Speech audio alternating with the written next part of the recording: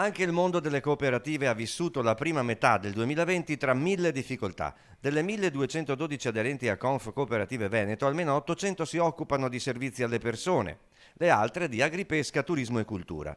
Come sono sopravvissute al crollo di ordinativi e lavoro? Se dobbiamo dire c'è un profondo rosso, è un profondo rosso per il fatturato e per le domande del mercato, molto meno per quello che riguarda invece l'occupazione, dove invece la cooperazione ha mantenuto fede ai propri principi e quindi hanno fatto di tutto per salvaguardarla. Un mondo che ogni anno fattura 6,6 miliardi di euro, impegnando oltre 124.000 soci e quasi 48.000 addetti.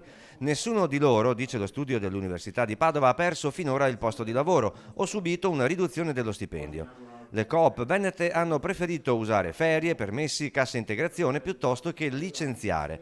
Pochissime hanno chiesto moratorie sui prestiti o nuovi fidi. Come ci sono riuscite? Quindi hanno agito attraverso evidentemente una finanza interna che è stata mantenuta positivamente, quindi evidentemente sono arrivate alla crisi con una situazione patrimoniale positiva. Resta l'incertezza nel futuro, una nebbia che costringe le cooperative venete a navigare a vista.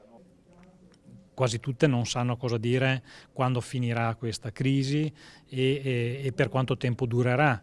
Lo stesso pagamento degli stipendi è il 60% circa ritiene di continuare a riuscire a pagarli, ma c'è circa un 30-40% che è molto incerta.